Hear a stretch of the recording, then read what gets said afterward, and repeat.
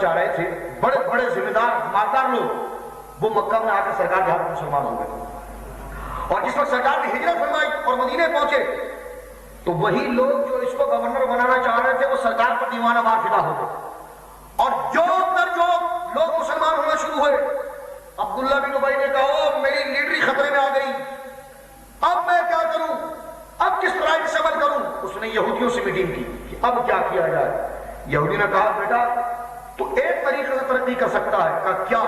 کہ مسلمان بن کر ان میں گھس جا، مسلمان بن کر، داڑھی تو تیری ایسی بڑی سفید ہے اور ہے بھی کافی لمبی ہے، اور زلفیں بھی تیری ہے، پگڑی بھی تو باندھ لیتا ہے، اور کبھی کبھی مسواک بھی مار لیتا ہے، تو ساری علامت تیری مسلمانوں جیسی تو ہے، تو اس نبی کے تعریف کر کے ان میں گھس جا۔ اس نے کہا چلو ٹھیک ہے۔ سرکار علیہ السلام نے غور سے سنی کہ اب ایمان اور کفر اور نفاق کا فرق پتہ چلے گا۔ سرکار نے پہلا خطبہ مدینہ منورہ کے اندر جو دیا وہ یہ تھا کہ من احبنی فقد احب اللہ، من اطاعنی فقد اطاع اللہ۔ اے اہل مدینہ کان کھول کر سنو، جس نے مجھ سے محبت کی اس نے خدا سے محبت کی۔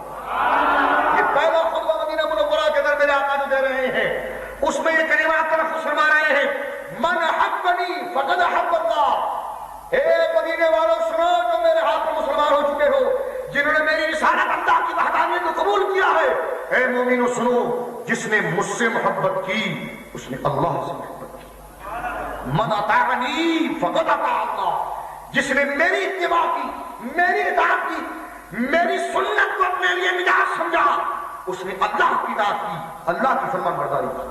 ٹھیک ہے، سرکار خطبہ دے کر فارغ ہوئے، لوگ مسجد سے نکلنے لگے نا تو یہ منافقین بھی اندر بیٹھے تھے۔ منافق کو جو مسلمانوں کو توڑنے کے لیے بظاہر اسلام لے کر آ گئے تھے، ٹھیک ہے، وہ اندر بیٹھے ہوئے تھے۔ باہر نکلے تو سیدھے سادے مسلمانوں سے کہنے لگے یار یہ بتاؤ کہ اللہ پہلے کہ رسول پہلے؟ دیکھو آج کل گڑبڑ ہوتی ہے نا، یہ ذرا غور کریں۔ میں پہلے بھی آپ سے عرض کر رہا ہوں کہ میں ڈائریکٹلی بات بتا سکتا تھا آپ سے، لیکن میں تاریخ کو گھما کے پیش کر رہا ہوں کہ فتنہ کہاں سے ہے، کس چیز کو آپ، کیونکہ ہر چیز اپنی ضد سے پہچانی جاتی ہے۔ آپ منافق کو سامنے رکھیں گے تو ایمان کو سمجھ جائیں گے، منافق کو سامنے رکھیں گے تو ایمان کو سمجھ جائیں گے۔ تو پہلے منافق کا ڈھانچہ سمجھیے، پھر میں بتاؤں گا کہ صحابہ اللہ کو ایک کہے تو کیوں مسلمان، منافق ایک کہے تو کیوں کافر۔ تو اب دیکھیے آپ، اللہ اکبر، انہوں نے نیوٹرل مسلمانوں کو پکڑا، کہنے لگے ذرا یہ تو بتاؤ کیا اللہ پہلے کہ رسول پہلے؟ انہوں نے کہا اللہ کی ذات۔ تو کہا دیکھو رسول پاک نے کیسا خطبہ دے دیا، اب دیکھو کہاں اعتراض کر رہے ہیں کہ رسول پاک نے ساری تاریخوں کا خلاصہ ہے یہ۔ تمام جلیل القدر مفسرین نے اپنی معرفت الاعلیٰ کتابوں کے اندر، علامہ سید احمد آلوسی، علامہ فخر الدین رازی رحمۃ اللہ علیہ، تفسیر در منصور کے اندر امام جلال الدین سیوطی رحمۃ اللہ علیہ، ابن کثیر نے عماد ابن کثیر، تفسیر ابن کثیر کے اندر تقریباً تمام علماء نے متفق مسئلہ ہے، مسلم مسئلہ ہے۔ اس نے کہا جب پہلے اللہ ہے بعد میں رسول ہے تو چاہیے تھا کہ محمد صلی اللہ علیہ وسلم خطبہ یوں دیتے کہ جس نے اللہ سے محبت کی اس نے مجھ سے محبت کی، لیکن انہوں نے خطبہ یوں دیا کہ جس نے مجھ سے محبت کی اس نے اللہ سے محبت کی، اپنی ذات کو پہلے رکھا۔ اب دیکھیے غلیظ ذہن کس نے دیا؟ اللہ اور اس کے رسول میں تفریق کرنے کا ذہن کون دے رہا ہے؟ غور سے سنیے۔ اس نے کہا دیکھو محمد صلی اللہ علیہ وسلم کو چاہیے تھا کہ یوں کہتے کہ جو اللہ کی اطاعت کرے گا وہ میری اطاعت کرے گا، جو اللہ سے محبت کرے گا وہ مجھ سے محبت کرے گا، لیکن یہ تو الٹی بات کر رہے ہیں۔ یہ تو کہہ رہے ہیں کہ جو مجھ سے محبت کرے گا وہ اللہ سے محبت کرے گا، اپنے آپ کو پہلے رکھ رہے ہیں، اللہ کو بعد میں رکھ رہے ہیں۔ پتہ ہے اس غریب شخص نے کیا زبان استعمال کی؟ معاذ اللہ، سنیوں کو تو لوگ مشرک کہتے ہیں، لیکن دیکھیے عادت کس کی ہے، ذرا غور سنیے۔ اس نے کہا ہم تو یہ سمجھتے ہیں انتخذہ الہا، یہ محمد اپنے آپ کو خدا بنوانا چاہ رہا ہے، یہ محمد اپنے آپ کو خدا بنوانا چاہ رہا ہے۔ ھذا الشخص کان فی الشرک، لوگوں سنو محمد مشرک ہو گیا، العیاذ باللہ، العیاذ باللہ۔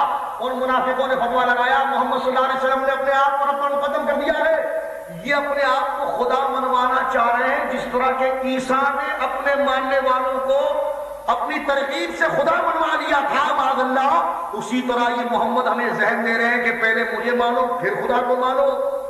تو یہ خدا منوانا چاہ رہے ہیں، اور محمد اس جملے کو کہہ کر یہ مشرک ہو چکے ہیں معاذ اللہ معاذ اللہ. تو یہ غلیظ ایک طرف رسول کو مانتے تھے، دوسری طرف رسول کے قول کا رد کرتے تھے. آج لوگ آپ سے نہیں کہتے او رب سے بڑھا دیا، اور دیکھو رب سے بڑھا دیا. تو ہر چیز وراثت میں آتی ہے، ہر چیز وراثت میں آتی ہے. تو غور سے سنو، غور سے سنو. جب سرکار علیہ الصلوۃ والسلام کو یہ بات پتا چلی نا، ارے میرے سنیو لوگوں نے آقا کو مشرک کہا تو مجھے اور آپ کو کہہ دے تو کیا ہے؟ ٹھیک ہے، لوگوں نے آقا کو مشرک کہا. ایک بات اور کہوں کہ مشرک مشرک کہنا کس کا طریقہ ہے؟ یہاں پر تو آپ نے دیکھ لیا کہ نبی کی محبت کو شرک سمجھنا منافقوں کا طریقہ ہے، نبی کی اطاعت کو شرک سمجھنا منافقوں کا طریقہ ہے. اور یہ اپنے نفاق میں اتنے غلیظ ہے کہ یہ رسول پاک کو بھی معاذ اللہ غیر مومن کہنے پر تیار ہو جاتے ہیں. اللہ باللہ. میرے آقا علیہ السلام کی حدیث سنیے آپ لوگ. میرے آقا نے آج سے 1500 سال پہلے آج کے تمام مقامات کو دیکھ لیا اور رب کی عطا سے اس بات کی خبر دے دی کہ اس دور میں کیا ہونے والا ہے. ذرا غور سنو. میرے آقا علیہ السلام فرماتے ہیں تفسیر ابن کثیر سورہ اعراف آیت نمبر 175 فکان من الغابین کی تشریح کرتے ہوئے اما تو ابن کثیر مسند اعلیٰ سے صحیح حدیث نقل کرتے ہیں. غور سے سنیے. سرکار فرماتے ہیں آج کل آپ نے بہت دیکھا او مشرک ہو گیا، او مشرک ہو گیا. خدا کا خوف کرو، کسی مسلمان پر اتنا بڑا فتویٰ نہ لگاؤ. کیا تمہارا دل نہیں دھڑکتا؟ وہ رب کو ایک کہتا ہے پھر بھی تم اس کو مشرک کہتے ہو، وہ رب کو ایک کہتا ہے پھر بھی تم اس کو کافر کہتے ہو.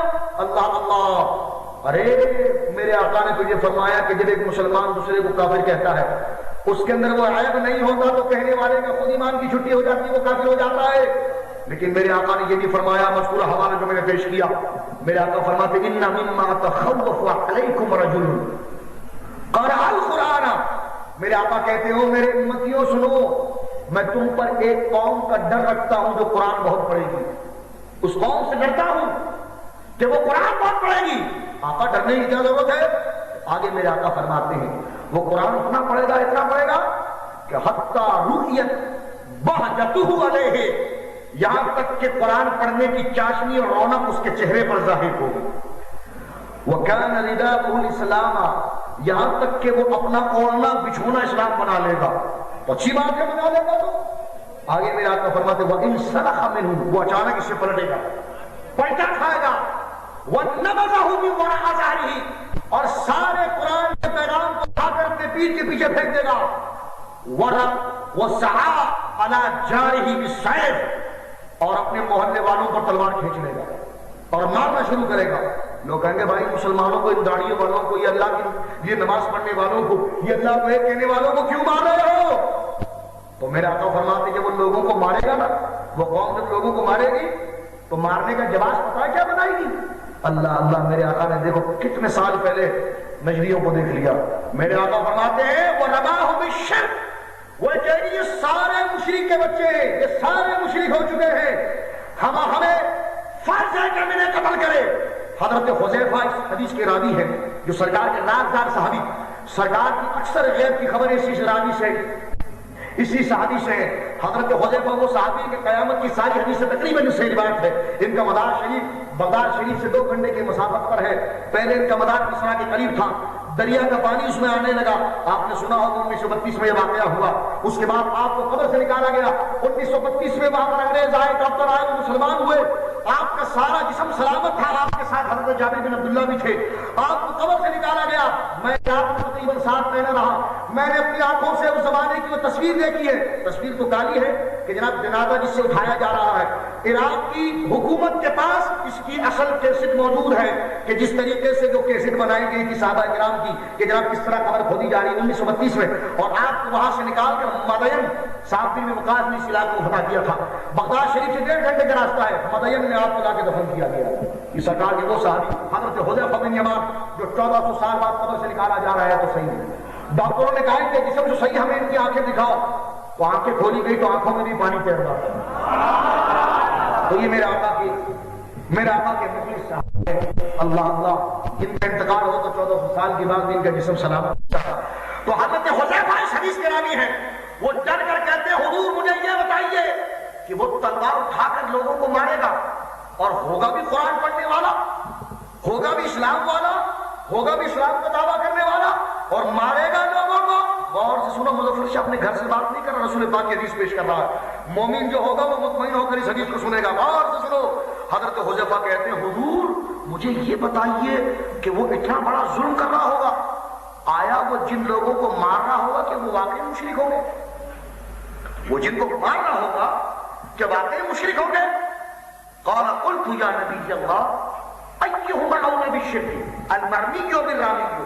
حضور مجھے یہ بتائیے کہ جو تلوار سے مار رہا ہے وہ غلطی پر ہے یا جو جس کو مارا جا رہا ہے وہ غلطی پر ہے؟ دونوں میں سے مشرک کون ہے؟ میرے آقا فرماتے بل الرامی، جو یہ مارنے والا مسلمان جو اپنے آپ کو کہہ رہا ہے یہی مشرک کا بچہ ہوگا، یہ لوگوں کو قتل کرے گا کیونکہ اندر سے یہودیوں سے اور منافقوں سے گویا کہ ملا ہوا ہوگا۔ المختصر میرے عزیزوں دیکھو، نبی پاک کی اطاعت اور محبت کو انہوں نے شرک کہا، نبی کی توہین کر دی۔ اب لا دفعہ کہے کہ اللہ ایک ہے، ان کا یہ کہنا قبول نہیں ہوگا، قبول نہیں ہوگا۔ یہی فرق ہے منافقین کے ایمان میں، یہی فرق ہے مومنین کے ایمان میں۔ آئیے میں حضرت عمر کی حدیث کی طرف آپ کی توجہ لے جاتا ہوں تاکہ اس واقعے کی مزید وضاحت ہوگی۔ بخاری شریف حدیث موجود ہے، شرح الشفا، قاضی عیاض شفا کے اندر، مولانا قاری نے شرح الشفا کے اندر اس کو ذرا وضاحت کے ساتھ نقل کیا ہے کہ حضرت عمر ایک دفعہ سردار کے پاس بیٹھے ہیں، غور سے سنیے۔ میرے آقا کہتے ہیں عمر مجھے بتاؤ مجھ سے کتنی محبت کرتے ہو؟ حضرت عمر نے کہا حضور میں اپنی جان کو چھوڑ کر ہر چیز آپ پر قربان کرتا ہوں، یعنی پہلے میری جان ہے اس کے بعد ہر چیز آپ پر فدا ہے۔ میرے آقا علیہ السلام نے ارشاد فرمایا عمر یہ کامل ایمان کی علامت نہیں۔ کیا فرمایا؟ یہ کامل ایمان کی علامت نہیں۔ اب دیکھیے میرے آقا کامل ایمان کی علامت بتا رہے ہیں، تو غور سنیے۔ حضرت عمر نے جب یہ بات سنی، آپ مجھے بتائیے کہ آپ ایک دم شریف ہوں، کوئی آپ کو چور کہہ دے تو آپ کو پریشانی تو ہوگی؟ بولو بولو، آپ کو کوئی کہہ جناب آپ کا کریکٹر صحیح نہیں ہے، انہوں نے کہا بھائی نیچی نظر کر کے گلی میں سے آتا ہوں، نیچے جاتا ہوں، تم مجھے کہنا کریکٹر صحیح نہیں ہے، بندہ غیرتی ہوگا تو پریشان تو ہوگا نا۔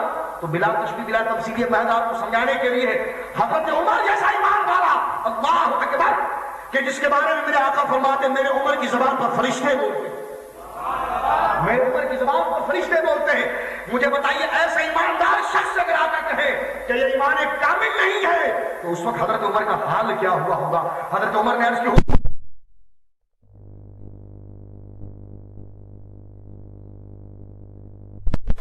فرمایا ہے سنیو، یہ حضرت عمر کے لیے بھی تھا، قیامت تک ہر مسلمان کے لیے ہے کہ ہم ایمان کس طرح رکھیں رسول پاک پر۔ میرے آقا نے فرمایا لا یؤمن احدکم حتی اکون احب الیہ من والدہ وولدہ والناس اجمعین او کما قال علیہ السلام۔ میرے آقا فرماتے عمر تم میں سے وہ شخص جب تک مومن نہیں ہو سکتا، جب تک کامل مسلمان نہیں بن سکتا، جب تک کہ وہ اپنے ماں، اپنے باپ، اپنے بیٹے، اپنی ہر چیز کو مجھ پر قربان نہ کر دے۔ یہ ایمان ہے، ہر چیز کو ہم پر قربان نہ کر دے۔ حضرت عمر کھڑے ہو عرض کی حضور سب چیز تو پہلے قربان کر چکا تھا، اب کہتا ہوں یہ جان بھی آپ کے نام پر قربان ہے۔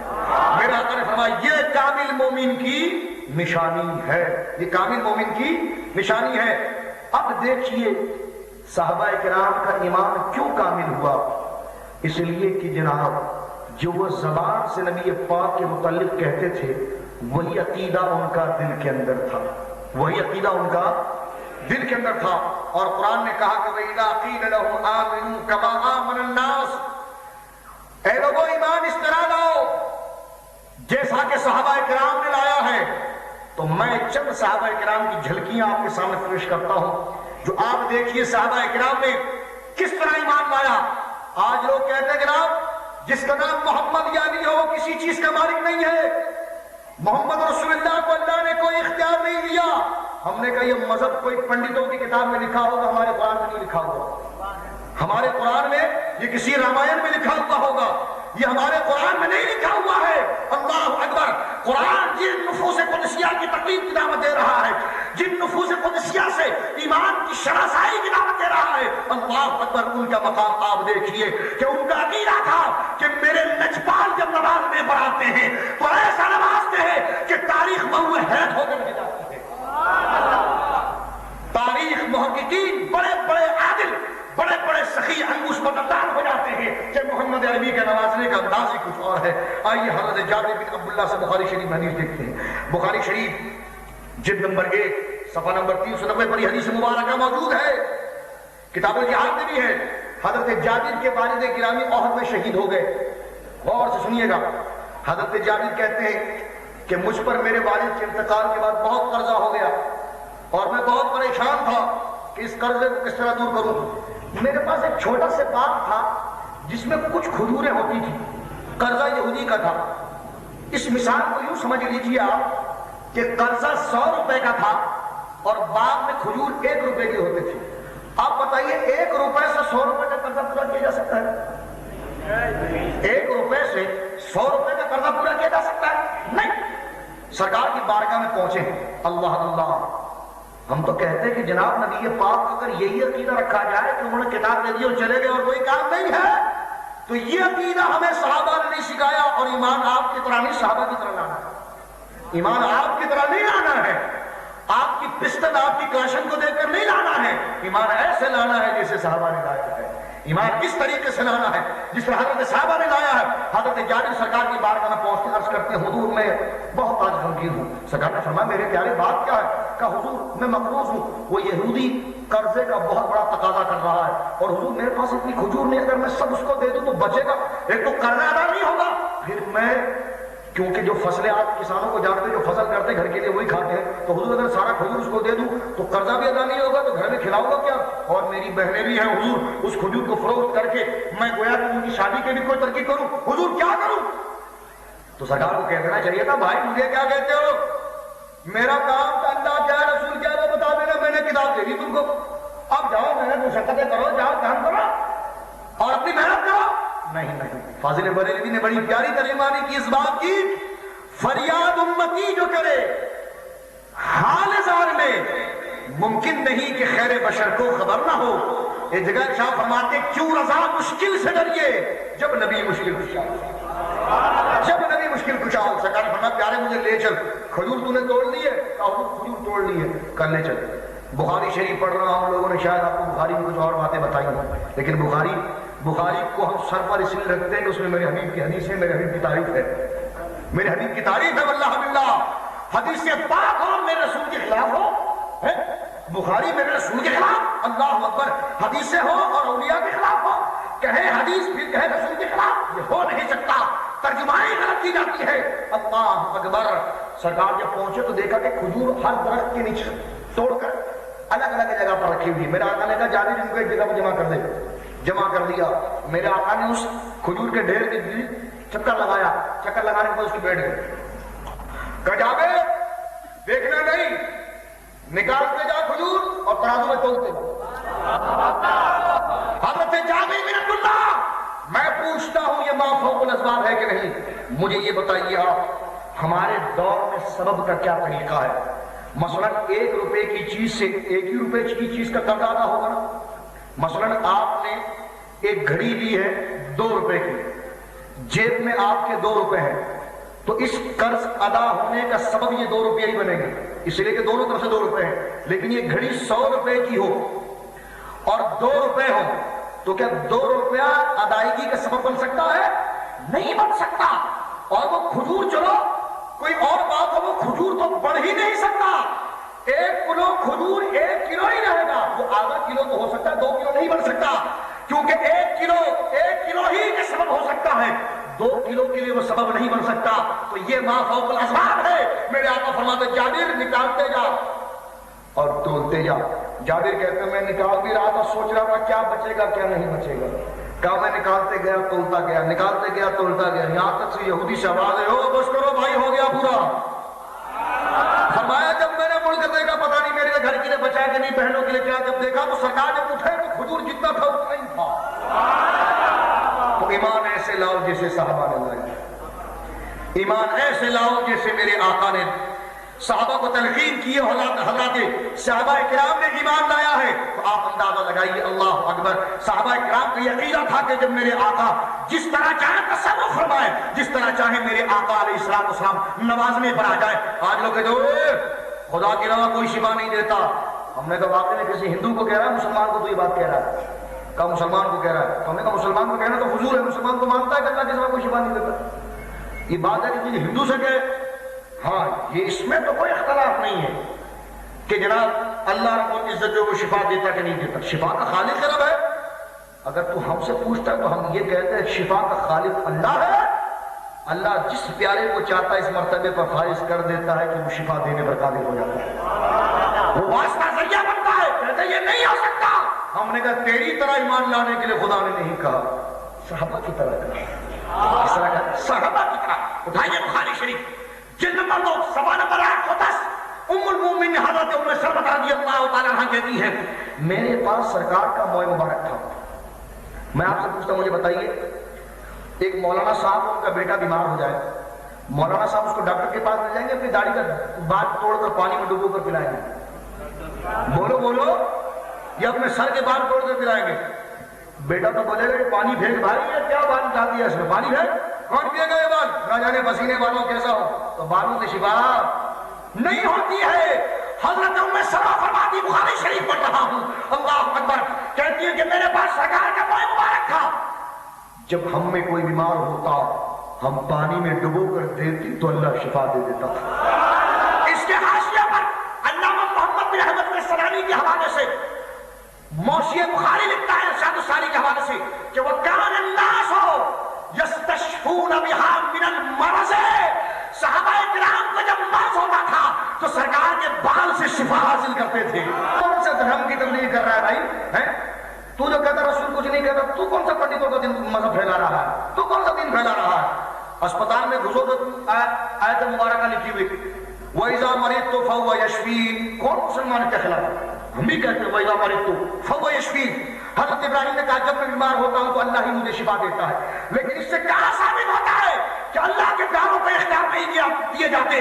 اگر رسول پاک سے شفا مانگنا شرک ہے تو آپ کے بزرگوں کا طریقہ ہے کہ اللہ کے پیاروں کو پیاری باتوں کو دیکھ کے شرک کا فتویٰ لگانا، لیکن اللہ نے آپ جیسی صورتوں کو دیکھنے کے ایمان لانے کی دعوت نہیں دی، بلکہ اللہ نے فرمایا جیسے صحابہ نے لایا ہے ایسا ایمان لاؤ۔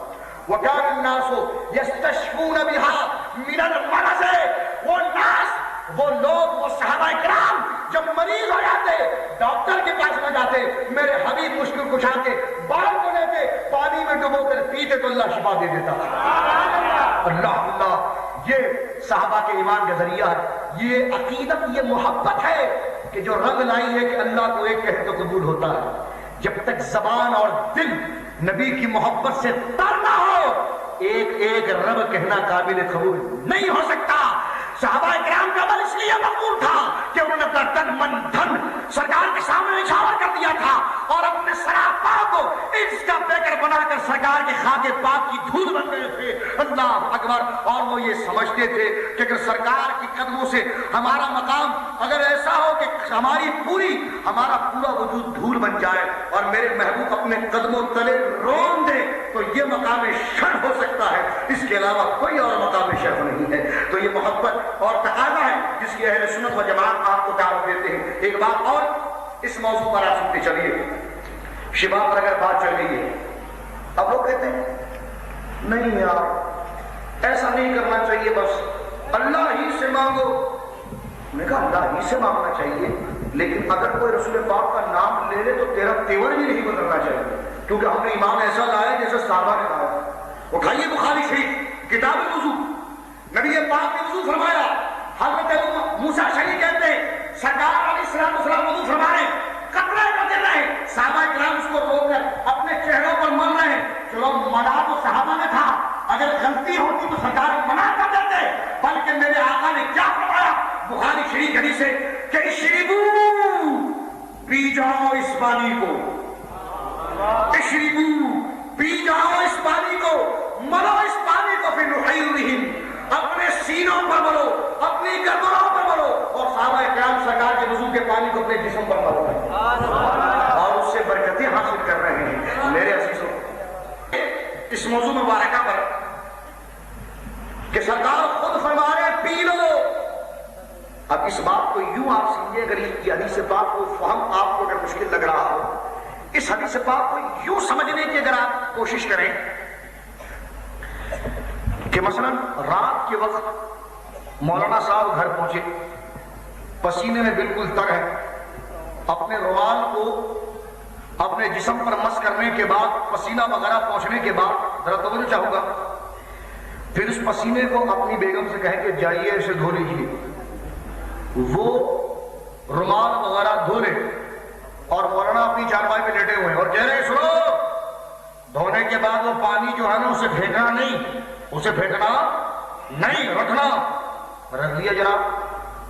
مولانا صاحب کی بھی چلی گئی جناب رومال سکھانے کے لیے. مولانا اپنے بیٹے کو بلایا، او عبد القہار ادھر آؤ. بیٹا عبد القہار آیا، کہا بیٹا وہ بالٹی اٹھا کر لاؤ جس میں میرا رومال کھلا تھا. لے آیا، کہا کیا کروں؟ کہا بیٹا پی جا. بیٹا کہے گا ابا حضور اتنی بڑی داڑھی ہے، اتنا بڑا مرغی، کیا بکواس کرتا ہے، اس کا پی جا. کوئی پیے گا؟ پیے گا؟ اٹھائیے مسلم شریف کتاب الفضائل. اللہ اکبر. حضرت عائشہ بنت ابو بکر کہتی ہے میرے پاس سرکار کا جھگا مبارک تھا، جب ہم میں کوئی بیمار ہوتا ہم اس کو دھوتے، وہ نفسروہا، ہم اس کو